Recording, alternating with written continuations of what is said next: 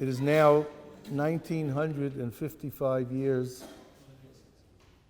since the Beis HaMikdash was destroyed. Bein HaMetzorim, which begins with Yeshivat Tammuz and concludes with Tisha B'Av, a little bit on Asar B'Av. Every year we fast,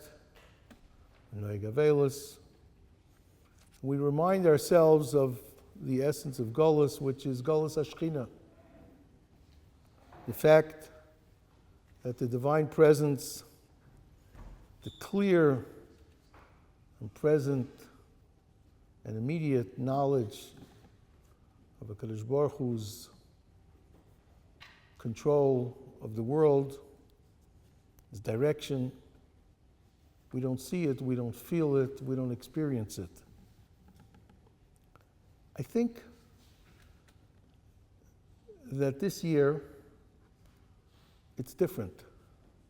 It's different than it has been for many, many hundreds of years. And although people like to explain how things are different when they may not really be, I have a feeling that there may be some merit in that thought. Tisha B'Av is called a moed. Kara olai moed lishbor bachurai. A moed doesn't mean a festival primarily. A moed, as the Mefarshim explained, comes from the term lehitva'ed. It is a time when the Jewish people commune, come together, meet with Hashem. The tabernacle was called the Ohel Moed. It was the place, the tent of meeting. So a Moed is a time when the Jewish people meets with HaKadosh Baruch Hu. And we're pretty good at this. Pesach, Shavuos, Sukkot. We know how to meet with God then. Purim, Hanukkah, although there may not be a moed, but our observance is such that we feel his presence and we feel that we are getting together with him. Meeting with Hashem on Tisha B'Av is a lot less easy. We're not so good at it. Certainly, in the world that we live in. For thousands of years, or maybe since the Churban, when the Jew was in Golus and he was chased by the guy and he suffered poverty, illness, persecution, he was able to understand that his personal suffering was part of the broader suffering of the Jew in Golus. And he could sit down on the floor, whether it was the whole year, or during the 3 weeks, or even in the 9 days, and say Tikkun Chatzos, and cry over the destruction of the Beis HaMikdash, because it was personal. He was talking about his own sorrows as well. But for the last 80 years, to a great extent, since the end of the Second World War, perhaps with the exception of life in the Soviet Union, most Jews had it good. And as the years went on, in the 40s, the 50s, the 60s, 70s, after the turn of the century, what are our problems during the 3 weeks? There's a sale on some clothing. Can I buy it now and only use it after the 3 weeks? During the 9 days, which restaurant will have a siyum so that I can have steak, right? May I listen to what kind of music? Not may I. What kind of music may I listen to when I am doing my therapeutic exercise to get in shape? These are the shilas that we have.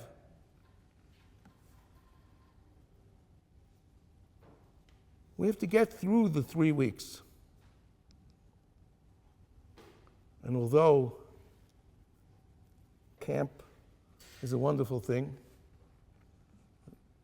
camp in the United States, overnights, really many of them are major chinuch experience. But you know what happens on the 10th of Av? On the 10th of Av at 1:04, which is exactly when Chatzos, all the girls and all the boys for that matter are standing in their bathing suits by the pool, and there's a countdown. When is Bein HaMetzarim over? And really in good shape, then if it was a nitcha, then we could do it right in the morning. This is where we're up to. And this is not a criticism. This is a reality, and everyone has his own countdown. I think this year is different. There are two elements when a couple separates. One is if each member, the husband and the wife, yearn for the relationship. And the second is, are they comfortable where they are? If a couple separates and the man or the woman, I have it good, it would be nice to have a relationship, but I'm good, thank you. They're not getting back together so fast. But if you can't manage without the other, and life falls apart, then you begin to think that maybe the time has come to get together again. So until the Holocaust, Klal Yisrael suffered in Golus. There were 1,870 years of Golus from the Churban Beis Hamikdash until 1939.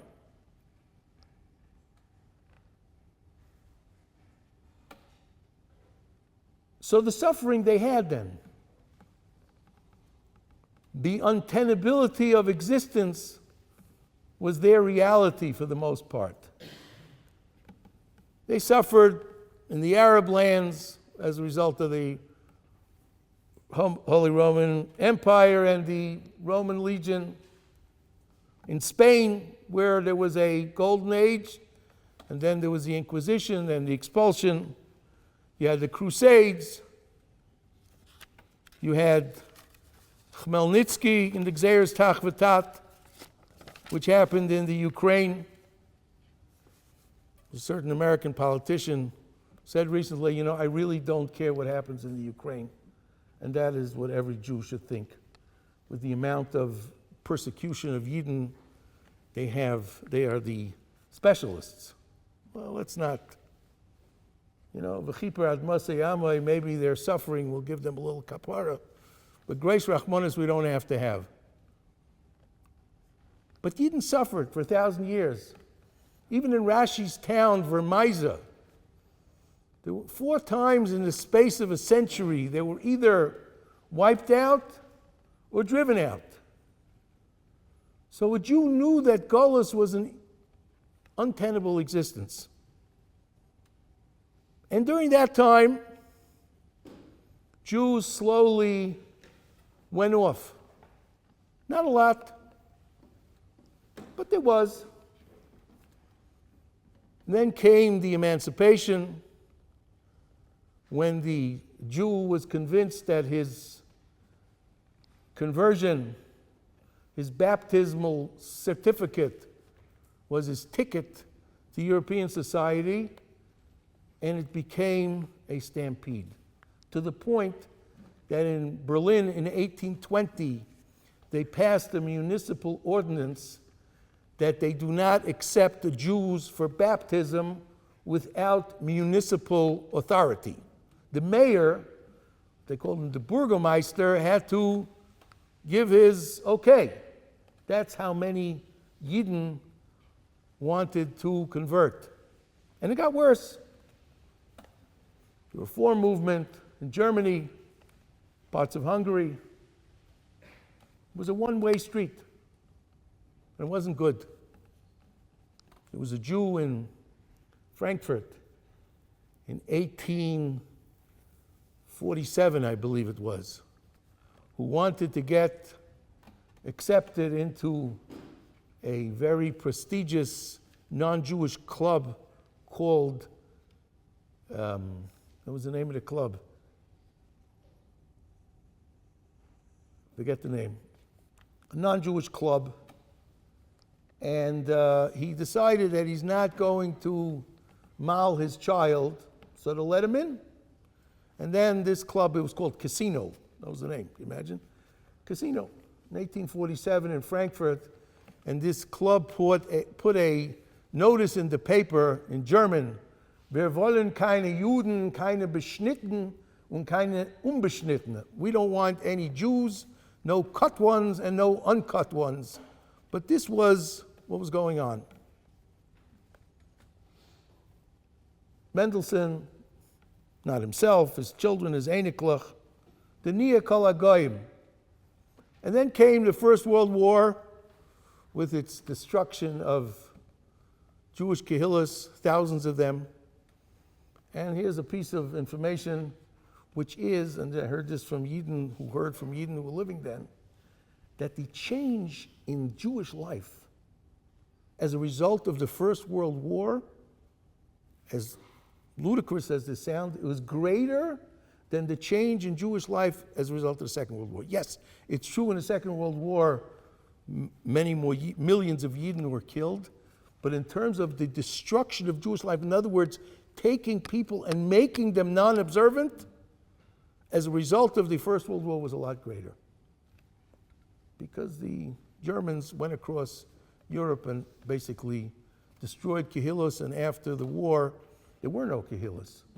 And therefore the people went after every, whether it was socialism or Bundism and communism, and looking for something, and because there was no kehillah structure. Whatever Chaim Ozer was able to rebuild, he did, but beyond that, there was nothing. Then came the Second World War.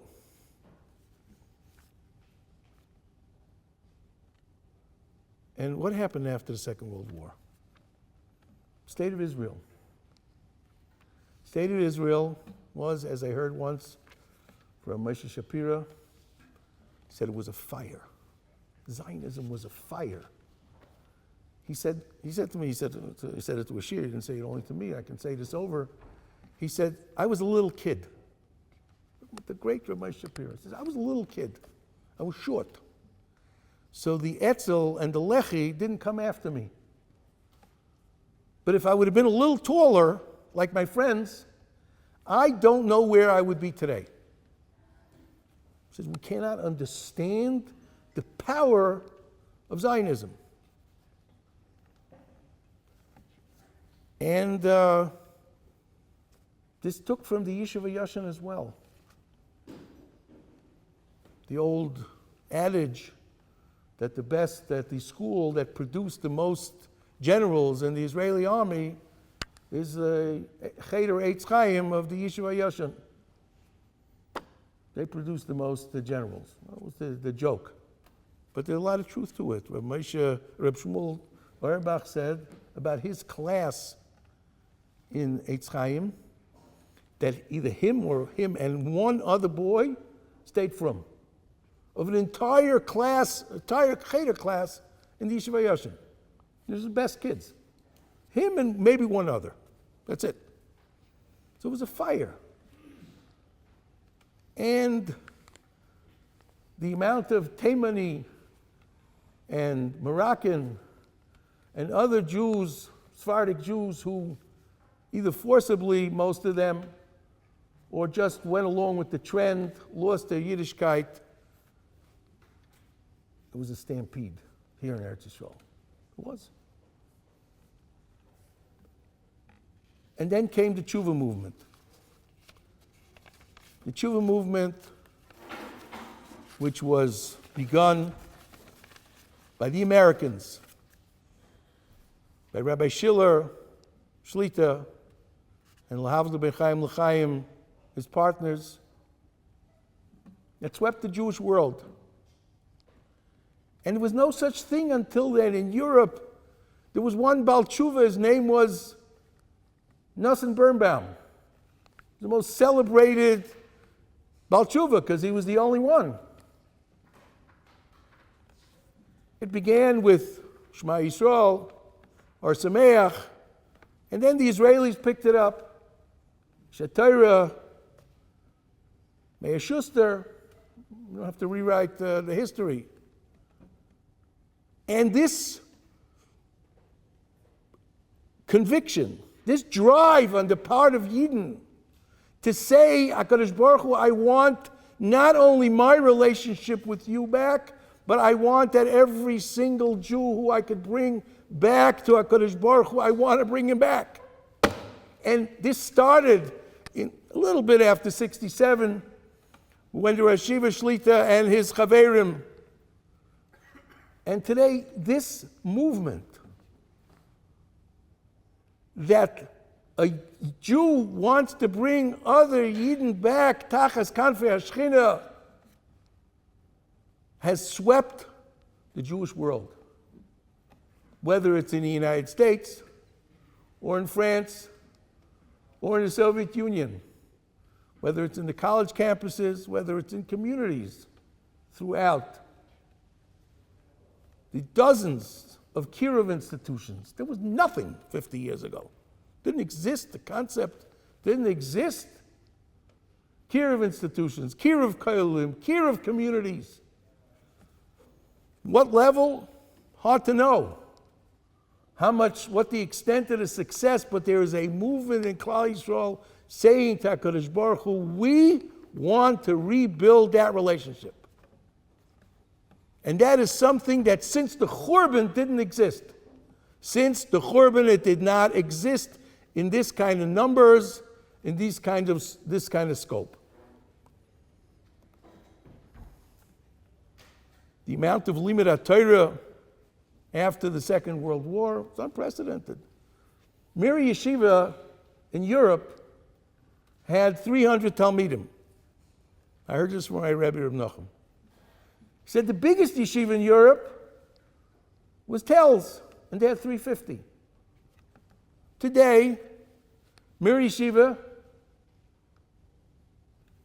it had 1,000 Talmidim when he became Rosh Yeshiva, but it became the biggest yeshiva in the world from an American Bocher who went to co-ed high school. That's right. And in Lakewood, you needed Reb Aaron. In his days, not. So this thirst to rebuild our relationship with HaKadosh Baruch Hu is something that has been happening for the last 50 years. It is unprecedented since the Churban. Unprecedented. How many yeshiva bachrim did they have in Lithuania and those Polish yeshivas? Kletsk and Meir were officially in Poland. Before the Second World War broke out, 2,000. They would be tucked into 1.5 Batei Midrashim of the Meir today. Today you have over 100,000 Shiva Bachar and Koil Yungalite sitting and learning. And they're no less than the Yungalite and the B'nai Torah in Europe. I once asked Rabbi Aaron Leib Steinman, tell me, what is a regular Yeshiva Bachar in Europe better than a regular Bachar today? He said, Lav Davka. Lav Davka. So we had all of that. So, as far as our spiritual connection, our emotional connection with HaKadosh Baruch Hu, we want it, we search for it, we crave it, and with the tshuva movement of the last 50 years, and this has spread like a wildfire throughout the Jewish world. We want others to have it as well. Shuvu alai v'shuvu aleichem. We want that. But there was one other thing, which is that's as far as our spiritual success. But as far as our physical success, our material prosperity, our security, our comfort, we told Hashem, we're doing okay, thank you. We're okay, we're good. No, I don't mean to bother you now. Here in Israel, we have the IDF, and believe me, it has nothing to do with your religious or observant or not observant. Every Yid felt that the Tzal is defending him. And even if he didn't say it, he felt it, and he thought it. And in the United States, Golos, yeah, it's bad, it's talking no good, but, I can walk the halls of academia with my yarmulke. Is that right, with the yarmulke? Nobody bothers Rabbi Breitowitz. Hope, Baruch Hashem, you're not there anymore. I don't know what would be. But, you can walk with my yarmulke, my black yarmulke, and my Gemara, and it's all good. We were living the American dream. On Tisha B'Av, we had to make sure that our $500 Adidas or Reebok sneakers didn't have a little leather in it. But that was our problem. Okay? And our shaila was during the 9 days if I'm allowed to eat my lab-grown cheeseburgers, if it's a shaila of basar b'cholov, maybe it's not basar, it's 9 days. These are our issues. But security and material comfort, we're doing okay, Hashem Baruch Hu. I appreciate it. I'm not missing anything. I'm good. I have my pool, and I have my tennis court, and even if I don't have that, what am I missing? So it's all good. And then we found out on Simchas Torah, and as time goes on here, we're 10 months later, that in Hashem lo yishmar ir shav shakad shomer. It's all nice, but if a person sits down and thinks for 5 seconds, he realizes that it makes not one bit of sense. Matzah Shabbos before Pesach, the Iranians sent 300, they could have sent 3,000. And all of the 7 fronts that they keep talking about, they were all very real. And if all of them got together at one shot, at one time, Rabbi Isai, I don't want to complete the sentence. So this awareness that Ashur lo yoshienu, America, as Reb Chaim Shmulevitz would teach this pasuk, will not save us. Al sus lo nirkov, our horse or our modern day tank or plane or missile, not helping us. Lo noimar oid Eloheinu l'maaseh yadeinu. We will no longer say that our Maaseh Yadeinu, what we do, our army, our strength, our success in society is Eloheinu. It's what gives us our strength. And this is what the Rambam brings in Ilchos Tshuva, Perek Beis, Halacha Beis, which is the definition of Tshuva. And let's take a look at the psukim here in Hosea, which we say during the Aseret Tshuva. And the minhag of the Sfardim, Bnei Edot HaMizrach, is to say it on Tisha B'Av. This is their Haftarah on Tisha B'Av. Ashur lo yoshienu, al sus lo nirkav. When we get to that realization, lo noimar oid Eloheinu l'maaseh yadeinu, we will not look at our strength as our source of security, Eloheinu, Asher b'cha yerucham yasam, the awareness that a yasam, whether it's a biological yasam or someone who has no protection, is only there by the grace of God, and Klal Yisrael is a yasam. When we get to that awareness, and we're getting there, in the events of last week were very nice, but we know that if the Houthis and all of the Eschevra would do what they do together, I shudder. When we become aware of that, then as the pasuk continues, Erpa meshuvasam, I will help them come back. Oyavim nedava, HaKadosh Baruch Hu says, I will love them even if you don't deserve it. Kishav api mimenu, eye katali Yisrael, I will be to Israel like dew, as the pasuk continues. Yifrach kashoshana, we will blossom like roses. Yashuvu yoshrei betzila yechayu dagan v'yichvchu kegefen zichroi kiyein levonon. Klal Yisrael will flourish again. Do you understand how? You don't. Mika chacham v'yavein eila. Who is wise and understands these things? How HaKadosh Baruch Hu keeps us alive despite every one of our enemies trying to destroy us, and they could. Ki yesharim darkei Hashem, tzadikim yelchu bam, v'koshlim yikoshlu bam. And why does this happen? We're going to lay the kriya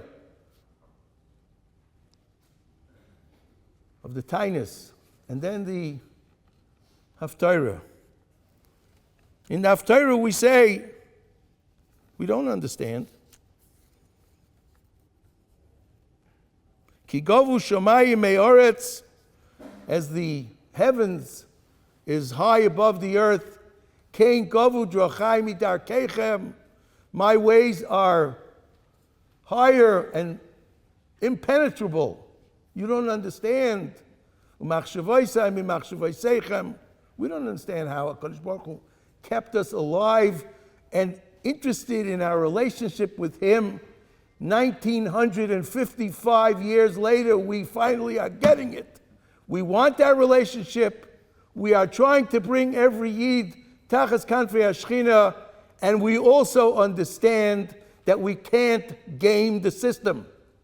We understand that we are in Gullus, and without HaKadosh Baruch Hu protecting us, we are done. And why is that?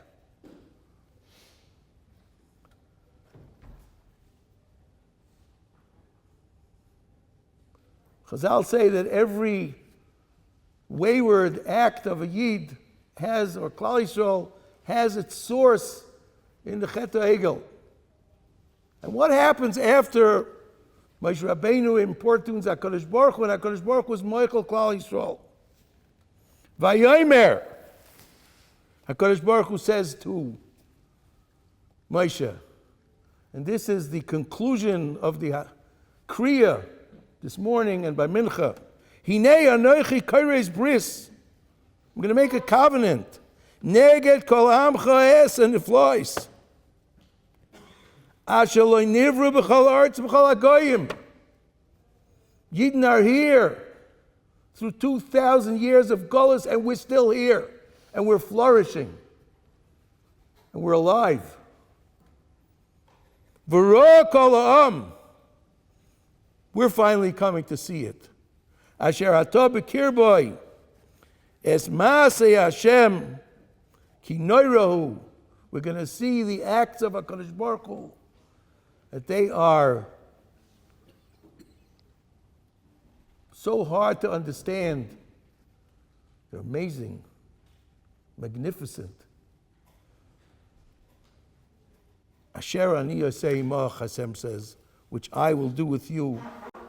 Rabbi Shai, this year we have what we've been doing all these years, what Klal Yisrael has been doing, trying to bring others back to this marriage of HaKadosh Baruch Hu.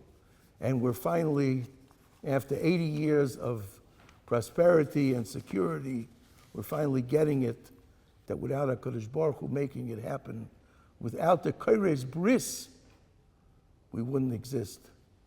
Let's use this tkufa to strengthen those machshavas and that awareness, and may we be zeicher to Ubalotzi and Goyel, L'shaveh Fesha B'Yakov Num Hashem.